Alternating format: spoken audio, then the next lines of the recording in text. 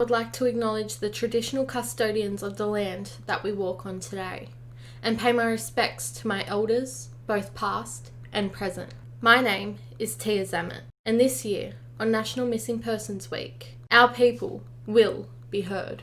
I sat down with 2 Aboriginal families over the course of a month to hear about their lives with missing loved ones and to spread some much needed awareness on these cases. Today, we will be hearing about a case that, in my personal opinion, has been neglected. I feel as though this case in particular has only ever been picked up by the media and authorities at times when it has been convenient for them.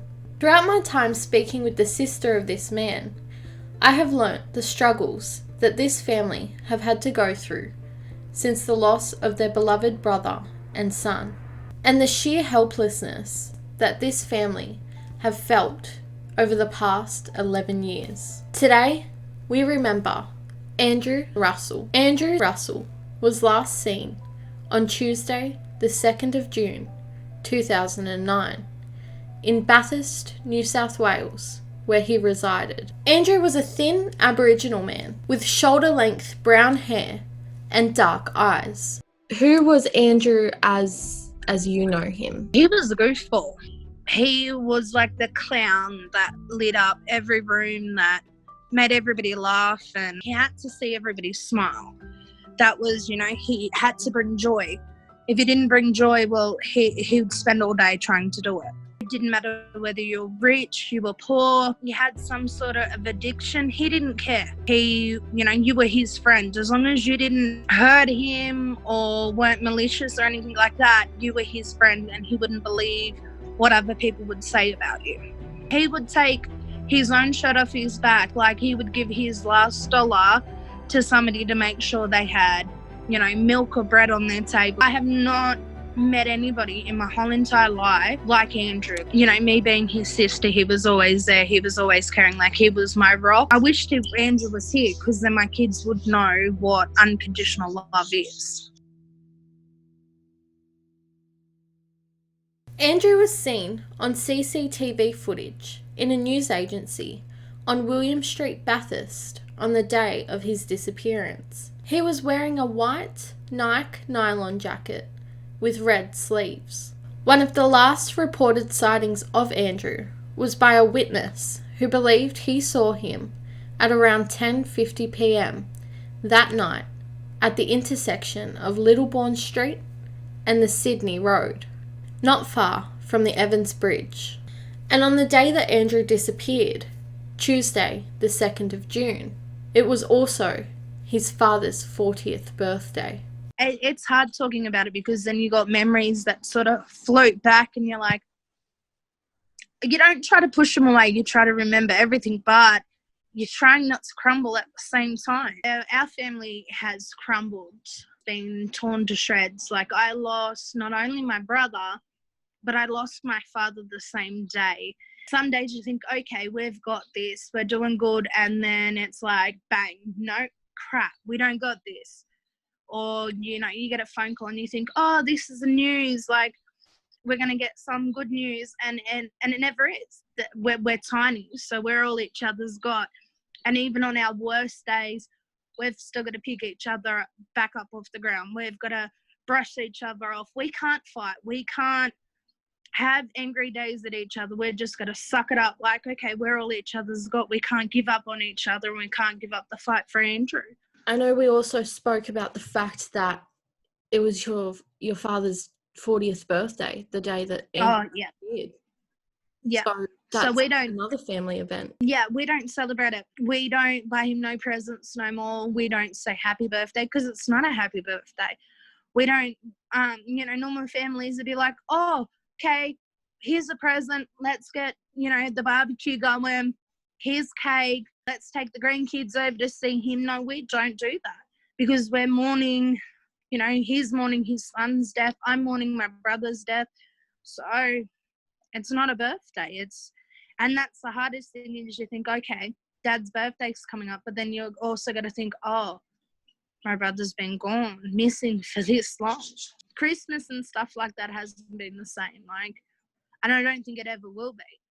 Yeah. It's a family sitting there trying to enjoy dinners together, and you sort of feel guilty. You feel guilty for enjoying a dinner together because you know your brother's not there. He's not enjoying it. So, I mean, my hardest thing was, like, he was 23. He was meant to turn 24 before he, the year that he went missing. Me making it to my 24th birthday, that crushed me because it was like, hold up, I made it to my 24th, but he didn't.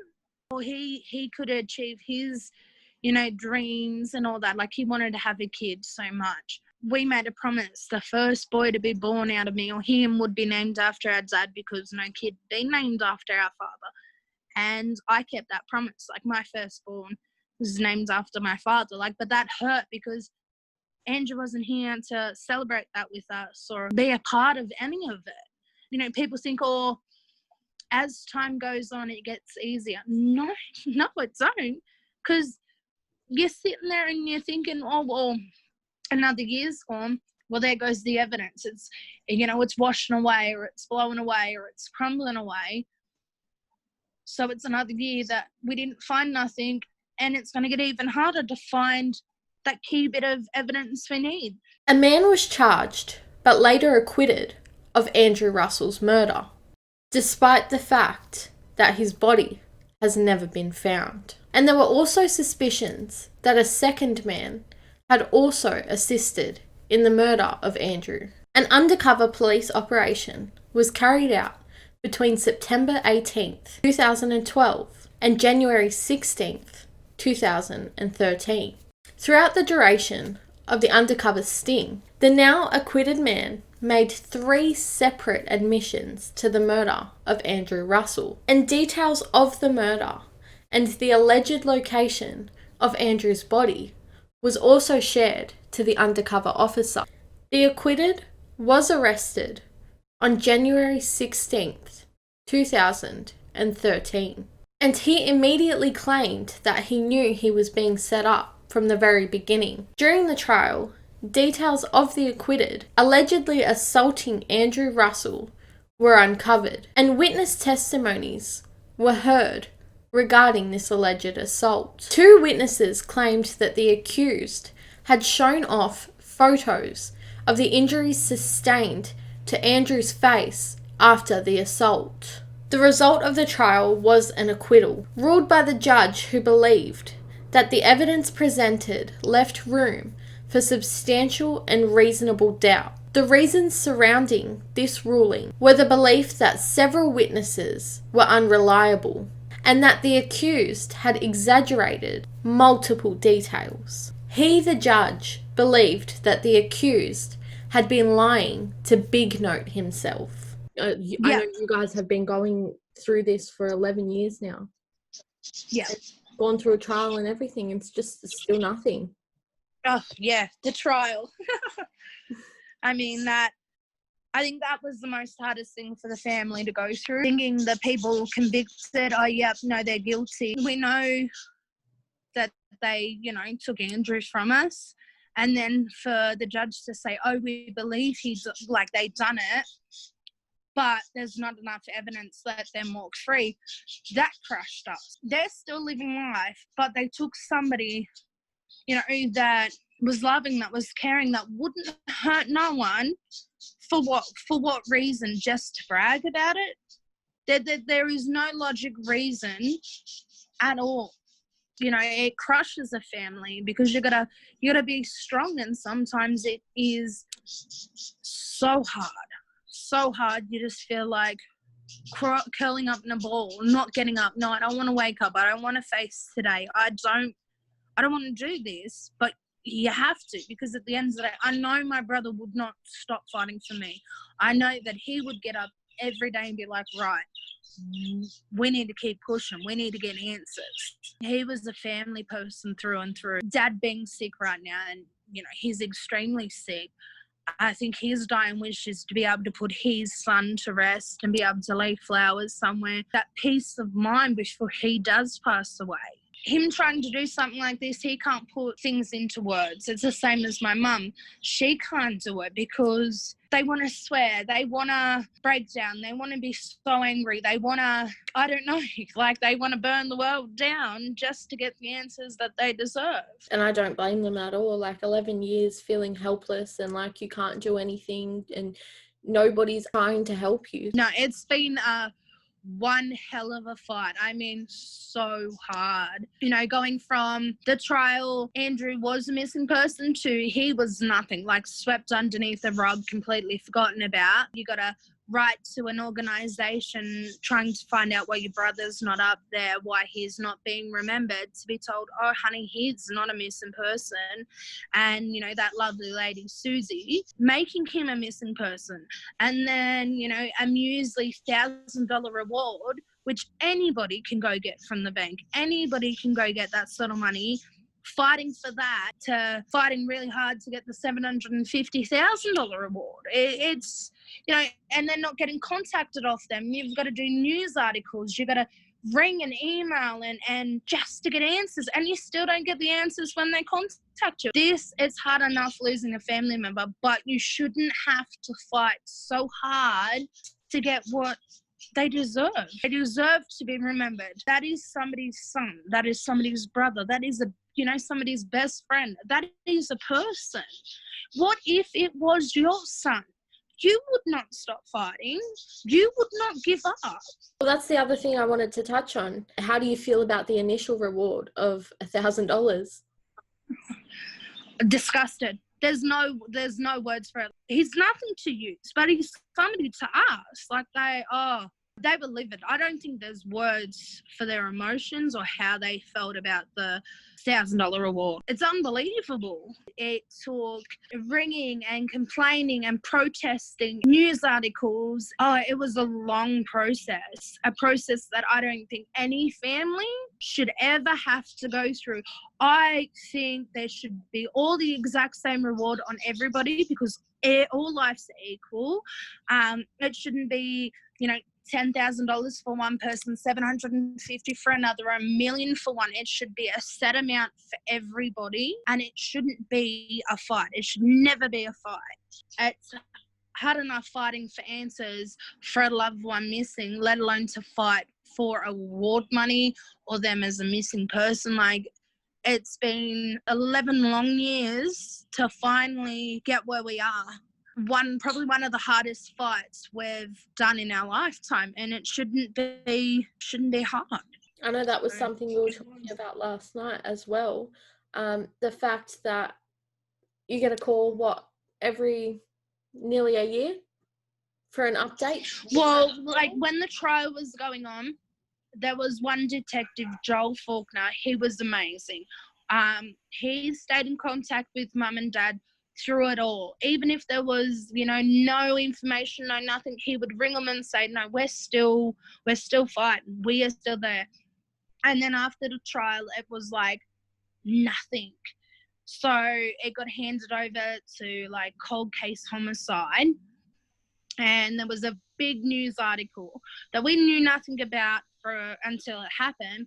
And it said Andrew was in the top 20 cold cases that should be easy to crack. And it's been probably 12 months, 18 months, and we've called, rang, emailed, you name it, through to the detectives that it's been handed over to, never get nothing back. Not a fucking thing. Oops, sorry, excuse the language. Right. You shouldn't feel obligated.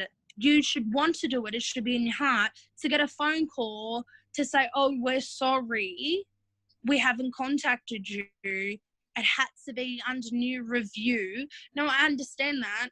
I understand it has to be under new review. But it would have been nice to get a phone call to say, hey, we're still fighting. We're still trying to get answers.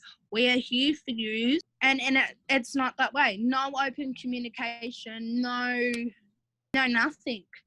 Families shouldn't have to fight this hard. They shouldn't have to.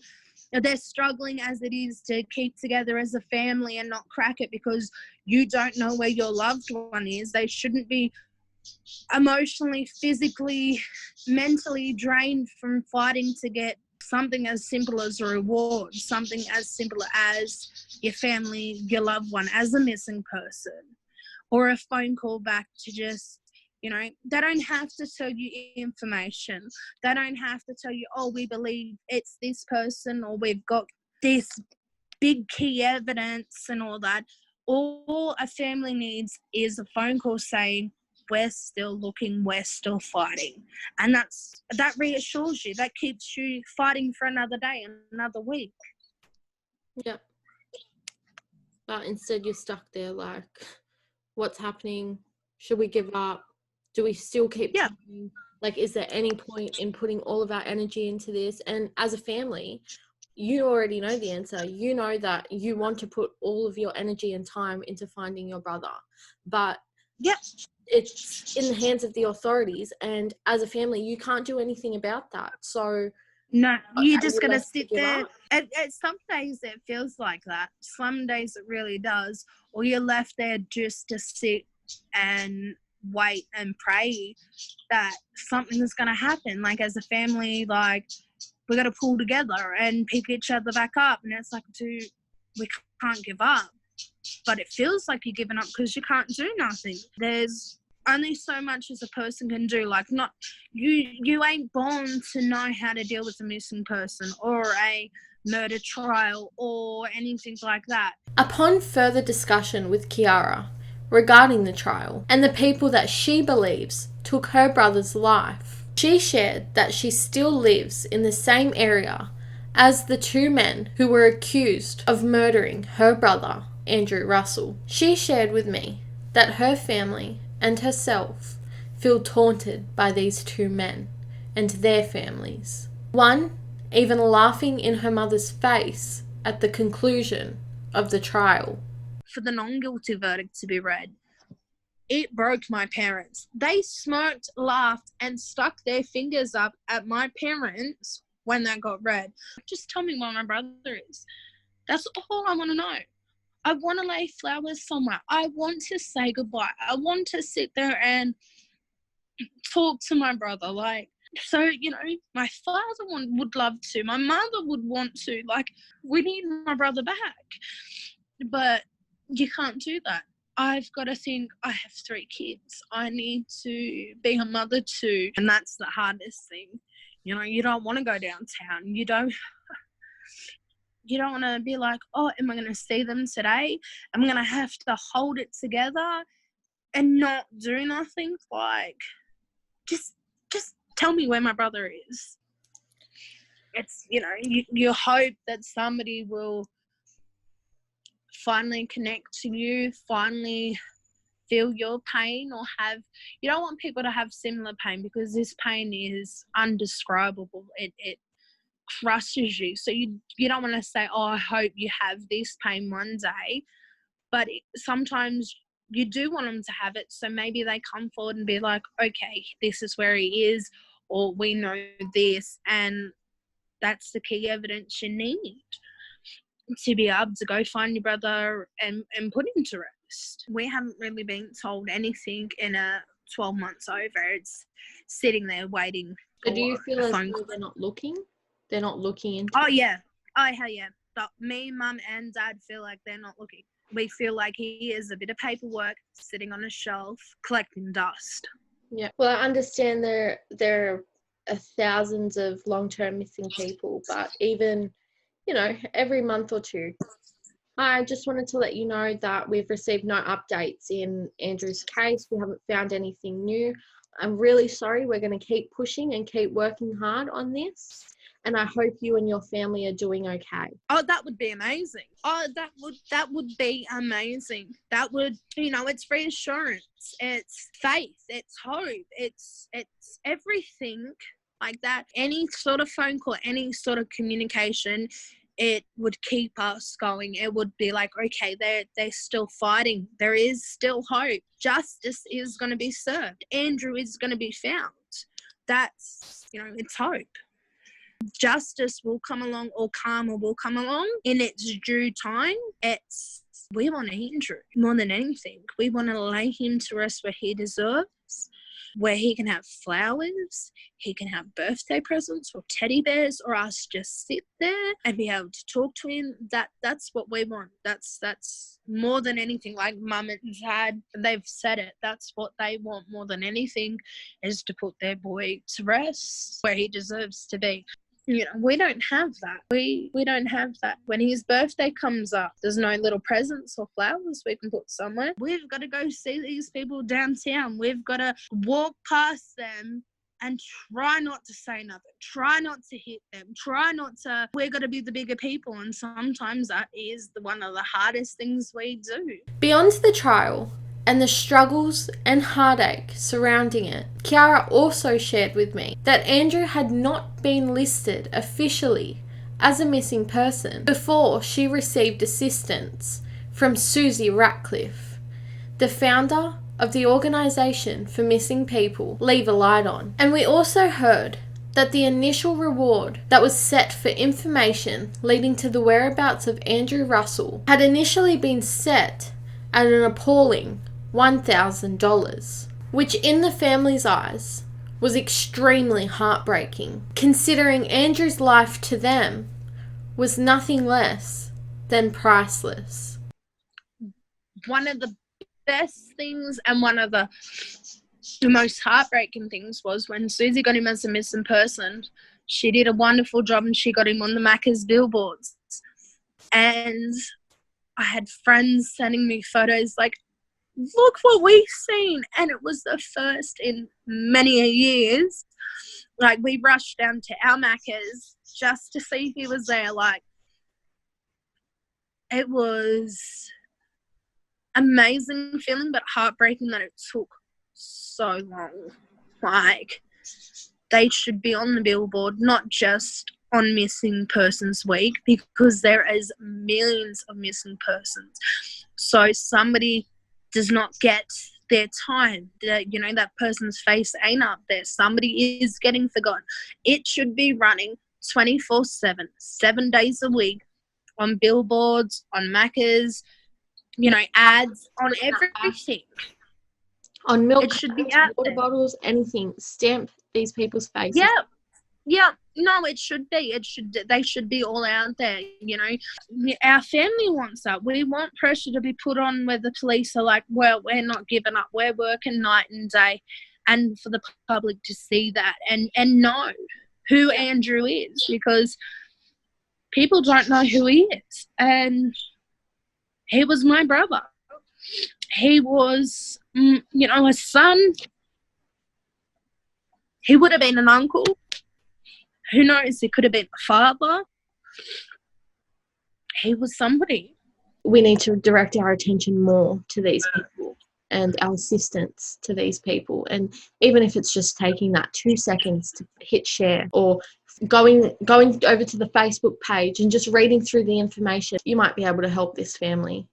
Anyone out there listening right now may be able to help this family. I wanted to know if there is any misinformation that you have seen in the media that you would like to correct. Probably the day that he went missing, which was the 2nd of June. A lot of the articles have said like the 21st of June and stuff like that, which no, he went missing on the 2nd of June. The shoes he was wearing, they say whether they were completely white, like plain white, or plain black, which is not the case. They were checkered. He bought brand new shoes that day and was wearing brand new shoes. Siblings and families in general have their fair share of ups and downs. But this, to Kiara and her family, is something that they can no longer experience. I asked Kiara to talk more in depth about her memories with Andrew, and she reminisced on all the time that they shared together as siblings. What was your best memory of Andrew? Oh God, there are so many. Some of the stuff we did was crazy, like our little arguments, I miss that. I missed him pulling my hair. I miss us laughing and sitting at a table and throwing food at each other and giggling. Like we we don't do that as a family no more. We can't. They're woken up with something thrown at you, or, you know, your brother randomly coming up and hugging you from behind, or your dad laughing and goofing around with your brother. Like, my dad don't laugh. He don't smile. He don't have fun no more. My mum, well, she don't have fun no more. She's just, you know, living life day to day. I think we all are sitting down, you know, trying to have a family dinner. It'll never be the same, or a family barbecue, because Andrew's gone. And we try to laugh and we try to giggle about all the memories, and then you sort of you break down. It's hard to be happy because you're not going to get that memory again. I know for a fact my brother would be so stubborn. He would have spoilt my kids rotten, and I'd be arguing with him, or, you know, playing soccer or something with them, and going and getting them blocks of chocolate and sneaking them lollies. Like, me and Mum and Dad always go on about it because, I don't know, like, me and my brother would be arguing about it, but the kids would have been like, yes, our uncle's here, give us chocolate. And he'd be the goofball that would, like, just, you know, have lollies up. He'd probably put lollies up his sleeve just to bring to them. He was the laughter in our family. He was, as I said, a goofball. Like, the one that would come out with his pants pulled up, being a goofball, being crazy. Oh, his laugh. He had a goofball laugh too.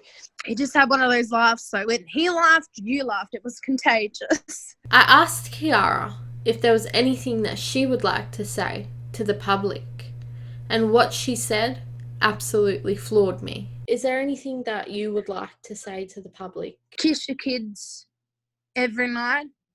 Hug them extremely tight. Go kiss your father, your mother, your brother, you know, your family members, because you never know if that's the last time you're ever going to see them.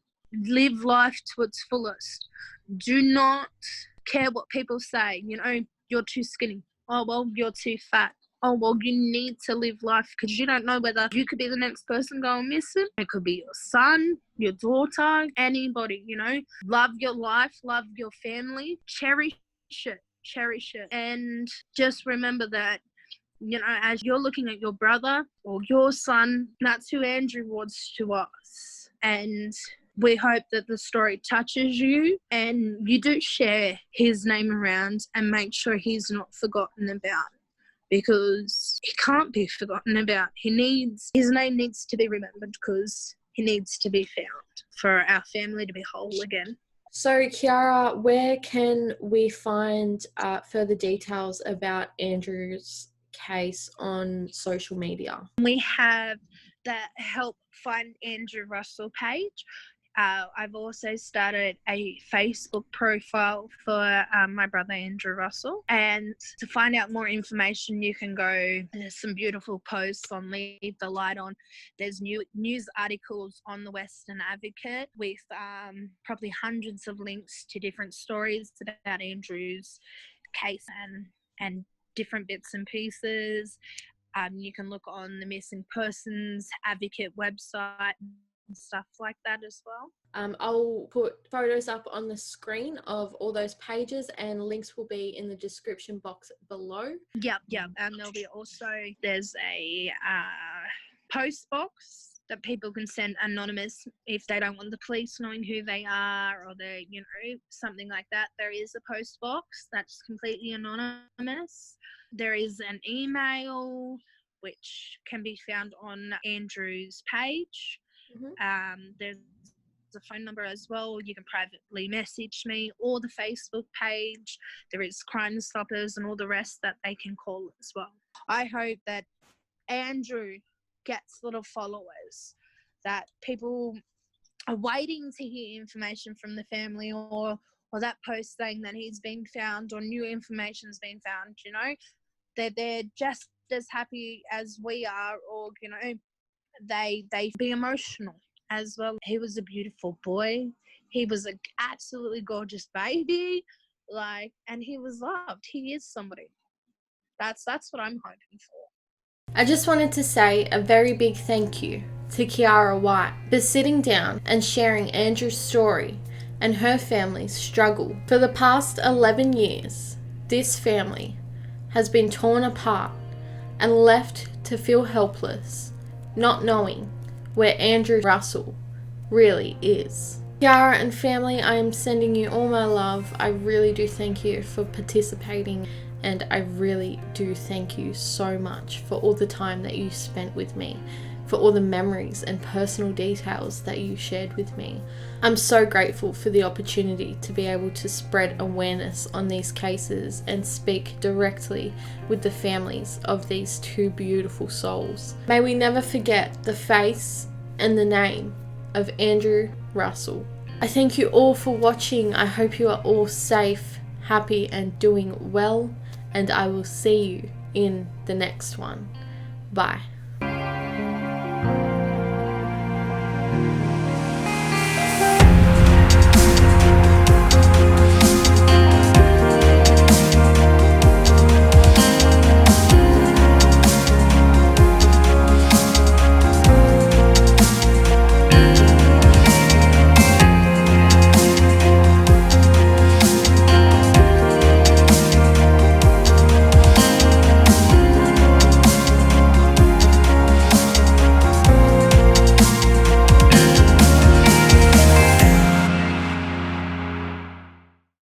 I'd just like to say a massive thank you to Missing Persons Advocacy Network, Lauren O'Keefe, and the MPAN board for coming up with this idea for Missing Persons Week.